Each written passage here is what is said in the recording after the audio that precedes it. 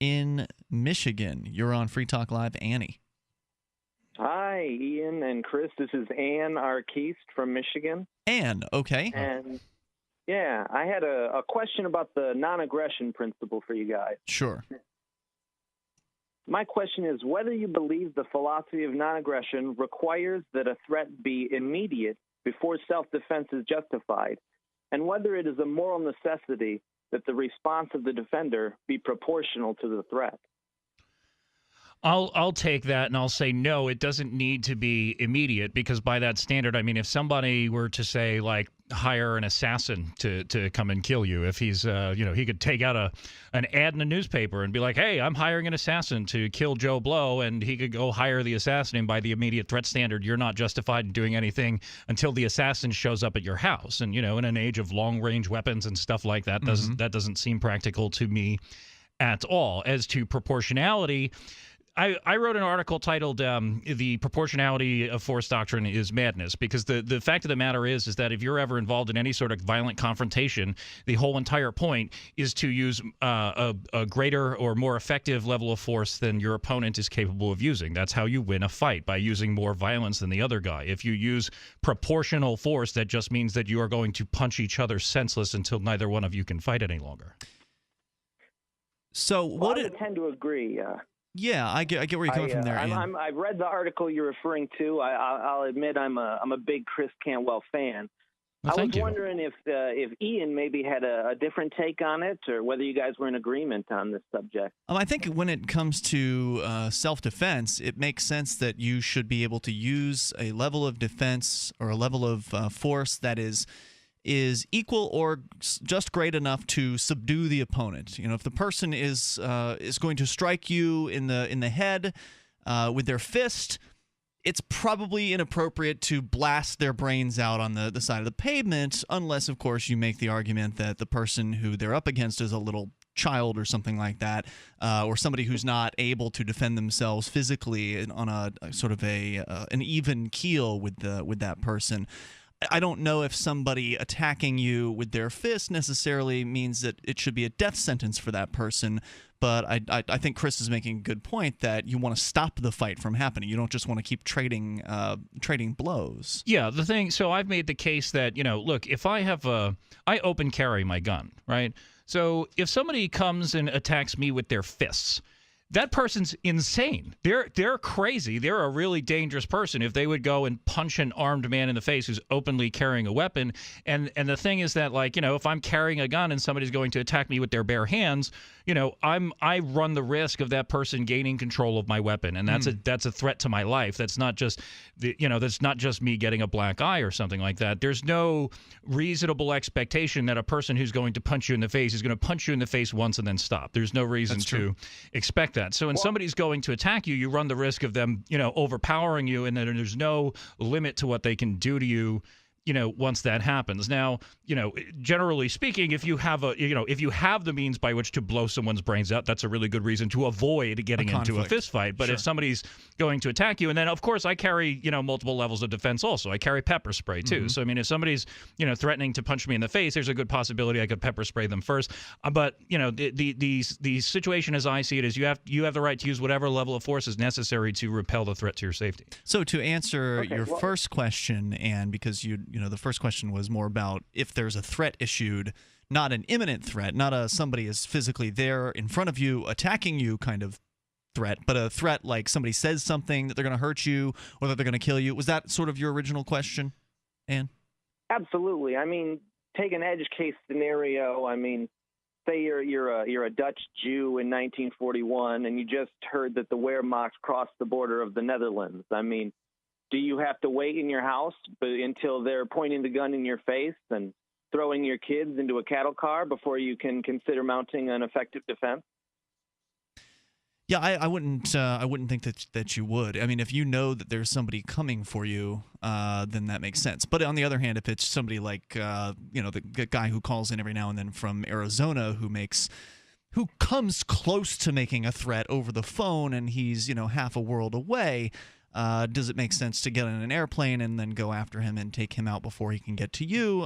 It's a tough realm right, to try to discern what's a legitimate threat and what's just tough talk on the internet. And I'm not really talking about what's effective or what's not. I'm talking about the moral question of whether you would be justified in doing so from a moral standpoint, not whether it would make sense, financially or feasibly to do so. Well, I think Ian drew the example of, say, like gentleman who calls the radio show and spouts off at the mouth. He dances around threats. He'll say things that sound like threats, but he won't use the words that will make them a threat. Essentially, he'll say things like, "Well, sure would be nice if someone came in there and blasted you away," or something like that. And this is part of like what we were discussing the other day with the guy who's being prosecuted for threats on Facebook. Is where does it cross that line from just tough talk on the internet to an actual legitimate threat to your safety? Right. And the thing is, there's a question of intent involved there, right? So is this person intending to make you fear for your life? Is this person just feeling good about what they're saying, and then there's your perception of that threat. If I actually believe that someone's a threat to my safety, in my book, I'm justified in doing what I have to do to repel that threat. And what I have to do to repel that threat, really, there's no upper or lower limit on that, right? Whatever I have to do to repel the threat to my safety is whatever I have to do to repel the threat to my safety. But generally speaking, if it's just some guy, spouting off, I'm a public figure. People threaten me all the time. I don't generally feel the need to go out and find them. What if it's not necessarily a credible threat, though? What if it's something you think, I don't think he's really going to act on the threat, but he did just say he was going to kill me? I mean, if I have no reasonable expectation that that my safety is in jeopardy, then there's no reason for me to go use violence. And thanks for the call tonight, man. Oh, thank you. All right, thanks. 855-450-FREE. That's 855-450-3733. In the example he gave of, advancing troops that are coming to slaughter people or kidnap them and put them on death trains or whatever, I would think the best choice in that case would be to get the hell out rather than go out and try to kill them before they kill you. Odds are good you're going to be outnumbered, and that's probably not going to work out. Yeah, I mean, in certain cases that might be the more effective thing to do, but then again, how far does a person run? I mean, at some point, I do believe people have to stand up against threats to their safety, and your life is in danger if people are coming and advancing towards you violently, and your life is in danger whether you run or not. We actually had a call right out the gate here tonight, which is always interesting because you never know where it's going to take you. And a fan of yours called in, Chris Cantwell, to bring up the question about what about threats? What's an appropriate response? Because as liberty-minded folks, as you and I are, we tend to subscribe to a particular principle known as the non-aggression principle. And how would you define the non-aggression principle? I would define the non-aggression principle as non-initiation of force, but also, if there's a threat of force, that's coercion. There's fraud is involved in that, so you would not use violence against something that was not a threat to your person or property, basically. Right, so you will not aggress against other human beings in order to get your way. Hopefully you'll use persuasion instead to get people to agree with you and do things that you want them to do. And it usually applies to the government because we know that the government is an agency that does use aggressive force. They do use the threat of violence and actual violence to achieve compliance from their subjects. Exactly. And the last thing I want to do is behave like a government, so I would not behave that way myself, and I would discourage other people from behaving that way. But as usual, there are some gray areas to everything that seems so crisp and clear initially. I don't know. I really think that you can actually, it seems gray to us because we have not been raised that way, right? We're not raised that way. So, I mean, there's a lot of room for discussion around some of the edges of it, I think. But I do think that, I think that there's logical answers to these things. Well, and the non-aggression principle itself doesn't really answer the question of what do you do about someone who issues a threat against you, right? Because technically that's not aggression. It's just the threat of aggression. It's coercion. The possibility of aggression, but it's coercion. Point, it's just coercion words. Is aggression. Coercion is aggression. Fraud is aggression. Is it coercion for someone to simply say, I'm going to hurt you? over the internet, or is it, coercion to say if you don't do something, I'm going to hurt you? Well, I mean, seems I had more coercive. an incident where a guy told me the next time he saw me, he was going to F me up, right? Mm-hmm. And I believed that he was going to, which meant, and especially in New York, that's a problem because I can't carry my gun there, Yeah. So I went and confronted the guy. So just kind of let's bring the conversation back, Chris Cantwell. We had a call right out the gate in the first hour. He was asking about threats and, Right. what's the appropriate response to threats? What's the, the libertarian response to threats? And of course, not everybody agrees on this. But generally, I think the perspective of those of us in the studio was that if you feel like you are an imminent threat, imminent danger from someone who's threatening you, that you probably are morally justified in taking some sort of an action. Now, I'm not saying I would necessarily do it.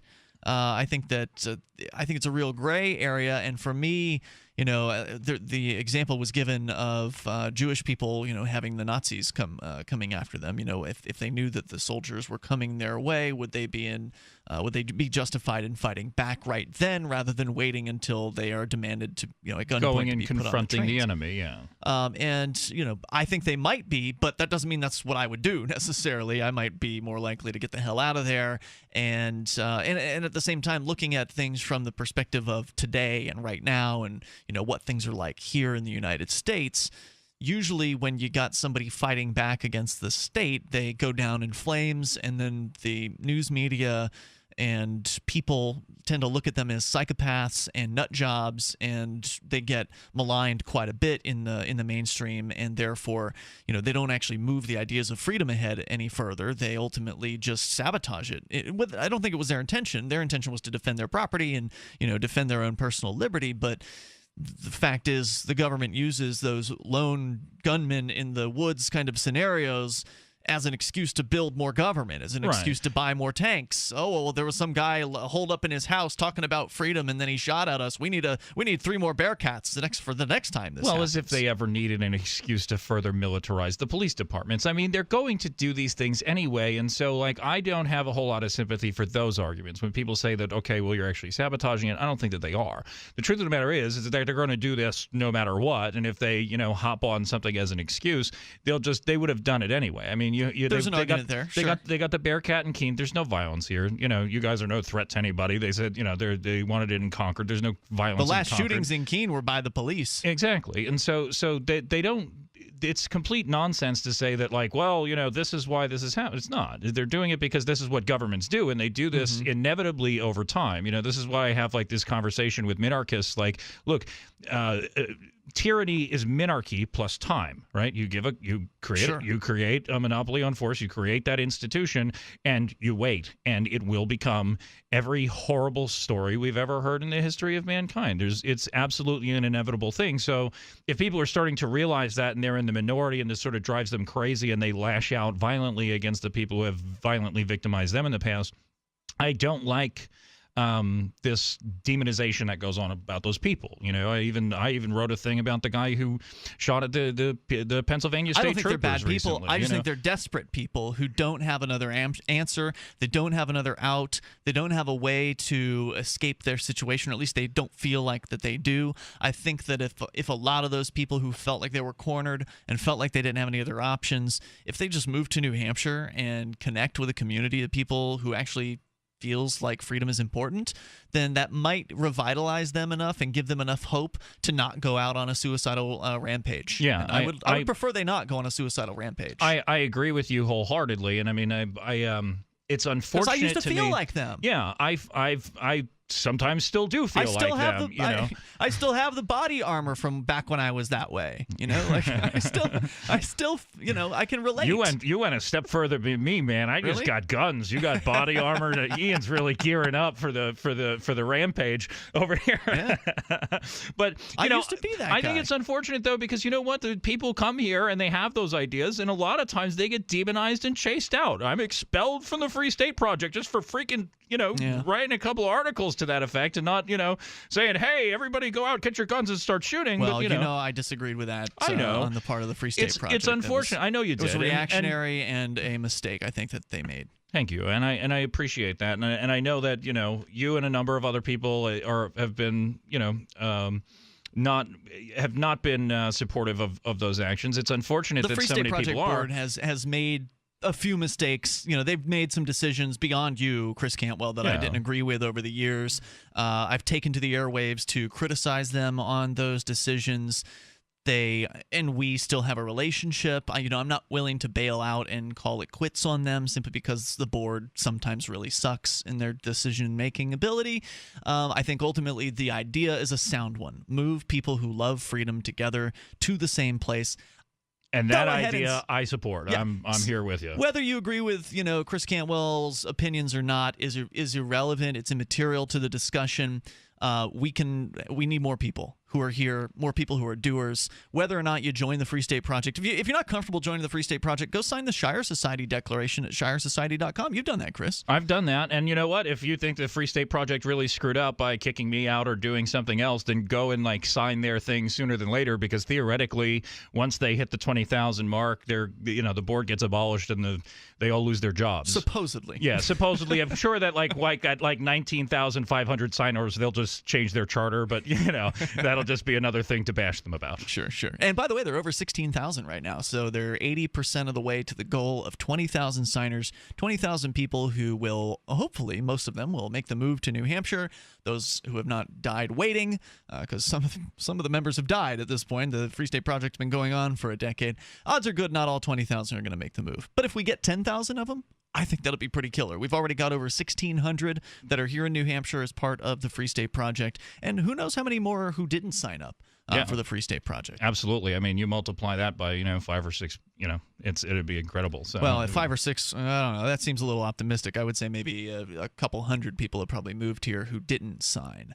Oh, no, I'm saying if we have, 1,600 people here now, I'm saying if you multiply that number by 5 or 6, I mean, we're going to be a more effective force. And if you think that Susan Bruce and Steph Freakin are freaking out now, wait until there's 5 times as many of us here. The two people, the Susan Bruce is this blogger in Keene who, I don't know if anybody reads her blog besides. No, they don't. Nobody reads her blog. Besides a handful of her friends. But she's one of these people who's constantly on the attack against the Free State Project. And now you, Chris Cantwell, you've been featured on her blog more than once. Yeah. As have I. She's upset at you now because you've changed your name on Facebook to Chris Friedman. No, it's not that I changed it. It's like I have a backup profile because these lunatics report everything I do, so I need more than one. Yeah, she doesn't know Of course she doesn't know that because she has no interest in getting her facts straight. Right. She's a loser and a liar. She's accused you of having a cult name now. Yeah, I have a cult name because I have an alternative Facebook profile named Chris Friedman. Oh, yeah. Well, you're so smart, aren't you, you little Democrat? So, yeah, there are people up here who love the state. They're pretty upset about the existence of the Free State Project. And the more people we can get here, the more they're going to freak out. And the more of them are going to ultimately leave, I predict. They're going to get tired of opposing people who are actually coming out to talk about freedom. Like if you go to the State House, I don't know if have you ever been to the State House, Chris? Just for the 420 thing. Okay, so you've never actually been in there and testified or anything. Anytime you go to the State House in New Hampshire as a liberty activist, you see people you know. You see people who are freedom-oriented folks who are there to testify against bad legislation, pro-state legislation. There are people in there who are testifying against it. Pro-freedom legislation, people in there testifying for it. Basically, the only people who go and testify in front of the state legislature are lobbyists, statists, like the people who work for the state, and free staters and liberty activists. That's it. I mean, it's pretty consistent. Well, I'd certainly like to see more of us in there and fewer of them. Yeah, we're working on it, and it's pretty exciting. Free Talk Live, 7 nights a week from 7 to 10 Eastern, live on the Liberty Radio Network at LRN.FM.